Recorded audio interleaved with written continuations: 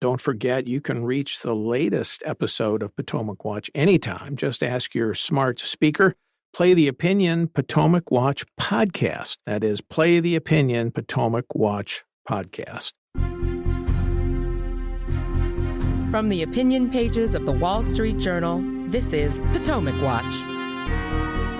Welcome back on Polls You Go, here with my colleagues Colin Levy and Bill McKern. And let's visit Hong Kong. It's not obviously top of the news for American audiences, but it's nonetheless an important story because it used to be a beacon of freedom in the world, an example under British rule, certainly, free market capitalism and the rule of law. In 1980s, Margaret Thatcher cut a deal with Deng Xiaoping, the leader of China at the time, to grant Hong Kong autonomy for 50 years from 1997, when Britain would turn over the island to essentially Chinese authority, but contingent on one country, two systems point of view. There was a treaty signed, a commitment made through that treaty to Britain, and because it's a formal treaty, to the world, really, about that autonomy. And that has now been abdicated in a very big way by China, as it has imposed a national security law on the former colony territory that essentially has barred all dissent. And this week, Bill, the territory has convicted 14 of 16 democracy activists in the territory who pleaded not guilty to the charges of violating the national security law. No sentences yet, but the presumption is they could be severe. Yeah, two big developments this week in Hong Kong. As you mentioned, the conviction of 14 of the 16 people who pleaded not guilty to charges. They were part of a larger group of 47, but 31 pleaded guilty. And their basic crime is organizing primary for Democratic candidates so that they would have the strongest candidates for the Legislative Council. And in Hong Kong today, one of the ways the government gets its will is to basically declare everyone that might oppose it ineligible. And that was one. So these 14 people were found guilty. The sentencing still awaits them, and the 31 who pleaded not guilty. And the two who were acquitted, they're on bail. The government might appeal and might try them again. That comes only days after Hong Kong arrested 6 people based on another new security law called Article 23. And their basic crime is that one of them ran a Facebook page where they commemorated June 4th and so forth.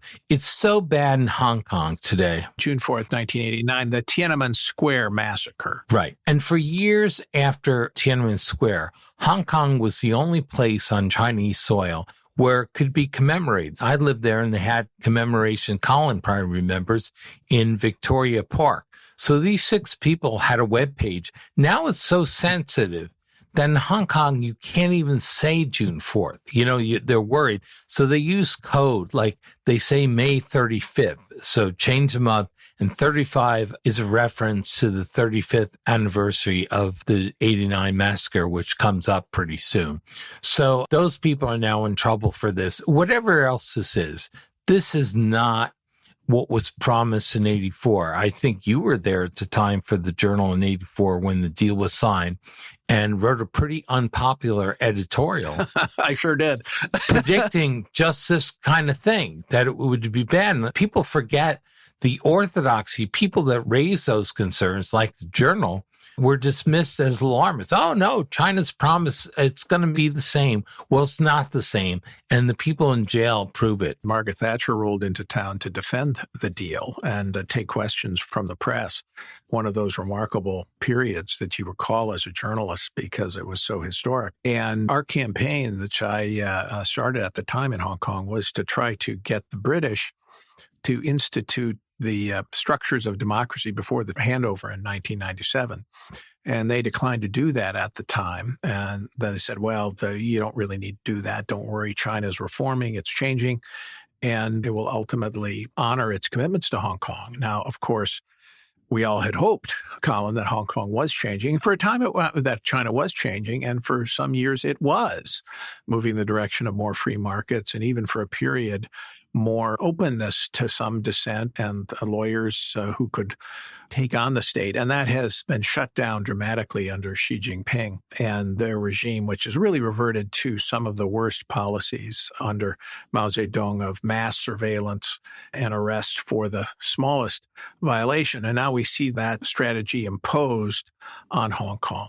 No, that's true for sure. And listen, it all really changed very quickly, Paul, and it changed when I was in Hong Kong for the second time. And I got there in 2017. And I remember going to the Tiananmen Square commemoration in Victoria Park in 2018. And, there was a police presence, but it was such a peaceful demonstration. I mean, just hundreds of people there sitting and holding candles and reading memories. And you can't really imagine a more poignant and respectful kind of demonstration. But by 2019, that had all been shut down. That was when Hong Kong, as you remember, was then looking at the national security law regarding extradition that brought the protests.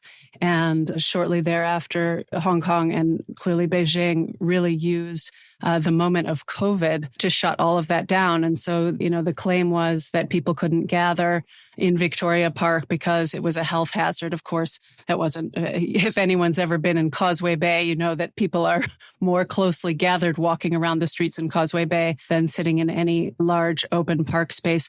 But the government used that excuse to shut it down. And there was just simply no one there. And then they just never brought it back. So watching this unfold now and the crackdowns on the democracy activists is a real consideration there. And listening to Bill talk about it, by the way, the fact that they convicted 14 of these activists and acquitted 2 is just such a farce. I mean, it's like a Russian election, right? It's like saying, okay, well, we are putting this through the court system and we do still have some kind of rule of law. Look, we let 2 of them off. And the key to understand what's going on here politically is that China really still wants to maintain Hong Kong as a global financial center.